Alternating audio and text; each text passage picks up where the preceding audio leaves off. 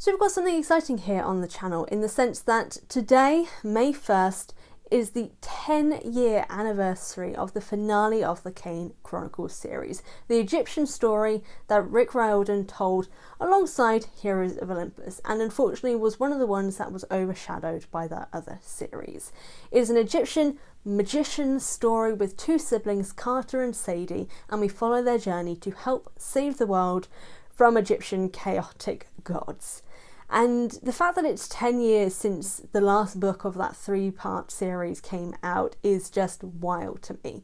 So I brought together an incredible group of YouTubers who are Percy Jackson centered and fans of the Percy Jackson series to talk about that one magical scene from the entirety of the Kane Chronicles that stood out to them as one that just led to having a huge impact on them and even on the story that they want to talk about for the anniversary of the Kane Chronicles. So this is that one magical scene.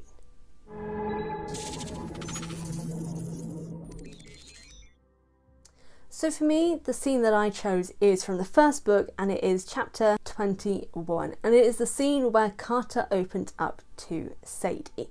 Now, if you don't fully remember the scene, I'll give a small little summary here. And basically it is the scene where they're at the airport, they've seemingly just lost Bass, and Sadie is stuck as a kite and is kind of freaking out about the fact that she's stuck as a bird. So to help her calm down and hopefully try and get her back to her normal human self, Carter opens up and tells Sadie everything about his past and everything that he's experienced, every embarrassing story, every moment with their dad where he felt kind of nervous or he wasn't too sure, and just even funny stories. He just told her everything. And it's a moment for me that I think really shows kind of the building relationship between these two siblings. As we know in the Kane Chronicles, when they first start, Sadie and Carter, even though they are siblings, know nothing about each other. They've been apart for about 4 or 5 years at this point and have been being raised completely separately, only seeing each other 2 times a year. And that is the only time they've been able to see each other. And they don't really know who they are as people. They have no interest in seemingly getting to know each other except for this moment where they're thrust together to basically have no choice but to be in each other's presence to help save their father and help save the world. And they have no idea what they're doing. And they have no idea who the other person is. They have no idea who they're with. This is basically a stranger. They have no relationship with each other. They have no connection to each other. And yet it was this moment, and now I know there were others before and there are possibly better moments later on with them as siblings. But for me, this is the one that, as someone who is a sibling myself, even though me and my sister haven't been separated as much as we probably would like to be, this was one that stood out to me the most because it's Carter taking this first step as the older brother to basically step up and help his sister, someone who he's clearly starting to see more as family, especially considering the fact he doesn't have any family anymore, with their dad gone and even their uncle gone. Other than Sadie, Carter has no one. And this is the first moment we really see him kind of break out of this sort of timid shell that he's had previously when it comes to just sharing anything. He's an adult in a child's body because he's had to grow up so much as a young person. It's hard for him to open up, but seeing his sister so panicked, that's the first thing he does. I started talking to her the way I would to a scared animal. I realised I was telling her about my travels with Dad and the memories that had helped me get out of bird form. I told her about the time Dad and I got stuck in the Venice airport and I ate so many cannoli I got sick. I told her about the time in Egypt when I found the scorpion in my sock and Dad managed to kill it with a TV remote. I told her how we got separated once in the London Underground and how scared I was until Dad finally found me.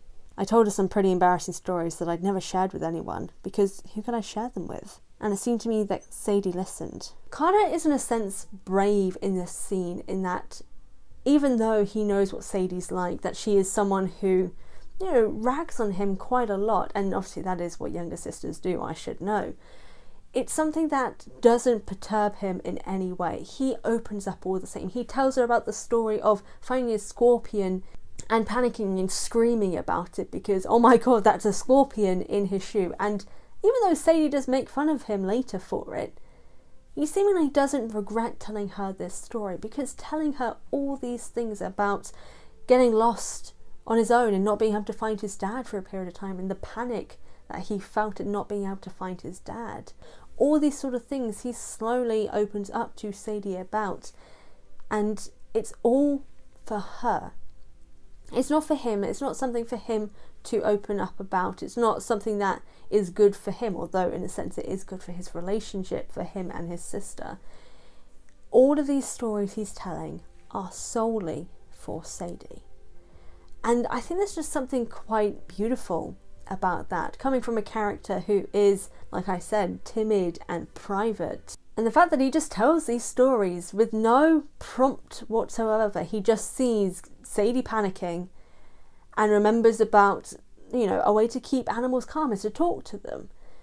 And that's what he does. He just talks and he talks and he talks, and he opens up about things that he didn't even think about opening up about. He even discusses in his internal dialogue that he has no idea why he started telling these things, but it felt right to do so. And it's just something that, even though I wasn't the most impressed with the way in which it was written, I would rather if we were being shown what was happening instead of being told all these stories. Like, give it a bit more detail basically in the narrative is what I wanted.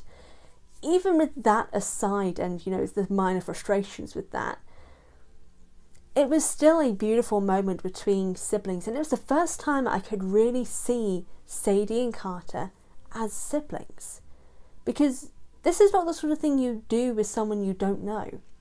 You don't tell someone all these embarrassing things, or things that you consider embarrassing, or things that made you scared. You don't really do that with a stranger. This was very much the first time that we see this bond between the siblings. And it works. Sadie calms down. She's not able to turn back human, but she calms down enough that, she's not panicking as much. Hearing Carter talk about all these things and open up to her was the thing that helped her calm down. And it's seeing this bond between the siblings, the biggest crux in the story. This is the main central point of these books, is this sibling relationship. And for me, this was the starting point of that relationship. Seeing Carter open up to Sadie, even if it was in a time of crisis and he kind of wasn't really thinking about it, that was something that I latched onto, because that relationship between Carter and Sadie is the thing I love the most about the Kane Chronicles. It is the most well-developed and most real relationship in the whole Wilderverse to me. I think it's the one that makes the most sense. It's the one that is the most beautiful. And this scene just made me appreciate it. I may be critical of it in some areas, and you'll have known if you listen to my podcast, The Best Damn Camp, how critical I can be. But even still, seeing Carter and seeing Sadie together and having Carter make that first step as the older sibling, there's just something magical about it, which is why this was my one magical scene for the Kane Chronicles 10-year anniversary. Now, if you want to see more of these videos for that one magical scene, this will be attached to a playlist for all of this, connected with all the other incredible channels that are getting involved with this, some of whom you may recognise if you're really big in the Percy Jackson world. If you haven't already read the Kane Chronicles, I truly do recommend, because the Kane Chronicles is an incredible series and is one that deserves more recognition than I believe it's gotten. And, well, there'll be the link in the description to go buy it if this is a series you think you'll be able to get invested in. Because if you like a sibling relationship, if you like family stories, this is the one for you. So be sure to check out the rest of the One Magical Scenes, and be sure to read the Kane Chronicles, because it is their 10-year anniversary after all. What better time to read the Kane Chronicles than now? I want to thank you all so much for tuning in to this video, and I hope you check out all the others that will be involved in this project. It was so much fun bringing this all together, and I can't wait to see all the other videos that are going to be involved. Now don't worry, we're going to be doing a lot more things like this in relation to all the different anniversaries connected to the Royalverse. The next one just probably won't be for a while, but stay tuned, there will be more things like this. But yeah, be sure to hit that subscribe button for myself and for everyone involved with One Magical Scene, and I'll see you all next time.